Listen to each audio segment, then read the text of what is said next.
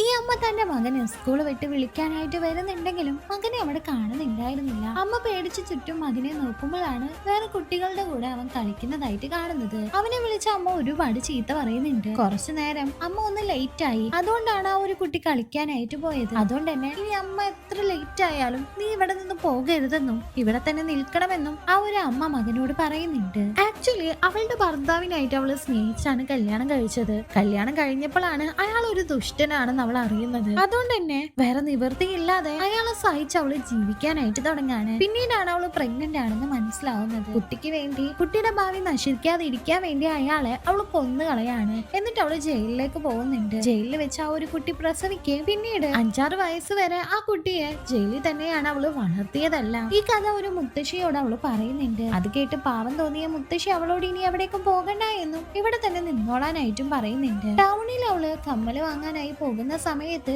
ജയിലിൽ വെച്ച് സെക്സ് റാക്കറ്റിംഗ് ഒക്കെ ചെയ്തിരുന്ന ഷംന എന്ന് പറഞ്ഞ ഒരു സ്ത്രീയെ കാണുന്നുണ്ട്. അവളുടെ കണ്ണിൽ പെട്ടെങ്കിലും അവിടെ നിന്ന് രക്ഷപ്പെട്ട് അവള് പോകുന്നുണ്ട്. വീട്ടിൽ വന്ന അവള് എവിടേക്കെങ്കിലും പോകാമെന്ന് കരുതി പാക്ക് ചെയ്യുന്നുണ്ടെങ്കിലും മകന് അതിന് സമ്മതിക്കുന്നില്ല. എനിക്ക് സ്കൂളിൽ പോകണം, പഠിക്കണം എന്ന് അവൻ പറയുന്നുണ്ട്. അമ്മ അവനോട് ദേഷ്യപ്പെടാണ്. ഈ സമയത്ത് ആ ഒരു മുത്തശ്ശിക്ക് വയ്യാതാവുകയും ആ മുത്തശ്ശി അവസാനമായിട്ട് നീ ഇവിടെ നിന്ന് പോകരുതെന്നും ഇവിടെ തന്നെ നിൽക്കാനായിട്ട് അവളോട് ആവശ്യപ്പെടുന്നുണ്ട്. ആ ഒരു മുത്തശ്ശി അങ്ങനെ മരിച്ചു പോവാണ്. ആ മുത്തശ്ശി മരിക്കുന്നതിന് മുമ്പ് പറഞ്ഞിരുന്നു, ഞാൻ മരിച്ചു കഴിഞ്ഞാൽ ആരെയും അറിയിക്കാതെ എന്നെ ഒരു കുഴി കുഴിച്ച് അതിൽ മൂടി വാഴ വെക്കണമെന്ന്. അതുപോലെ തന്നെ അവള് ചെയ്യുന്നുണ്ട്. പിന്നീട് ആ ഒരു മുത്തശ്ശിയുടെ മകൻ വിളിച്ചിട്ടും മുത്തശ്ശിയുടെ മരണ വാർത്ത അവരോട് പറയുന്നുണ്ടായിരുന്നില്ല. മുത്തശ്ശി ഇവിടെ തന്നെ ഉണ്ടെന്നുള്ള രീതിയിലാണ് അവള് സംസാരിക്കുന്നത്. മുത്തശ്ശി അവിടെ തന്നെ ഉണ്ടെന്ന് നാട്ടുകാരെ ബോധിപ്പിക്കാനായി പറമ്പിൽ മാങ്ങ പറിക്കാൻ വന്ന കുട്ടികൾക്ക് നേരെ തോക്കുകൊണ്ട് അവള് വെടിവെക്കുന്നുണ്ട്. അങ്ങനെ ആ ഒരു വലിയ വീട്ടിൽ അവള് വിലസി വാങ്ങിക്കൊണ്ടിരിക്കുകയാണ്. ആ സമയത്ത് ആ ഒരു ഷംന എന്ന് പറഞ്ഞ പെണ്ണ് ഇവൾ അന്വേഷിച്ച ആ ഒരു വീട്ടിലേക്ക് വരുന്നുണ്ട്.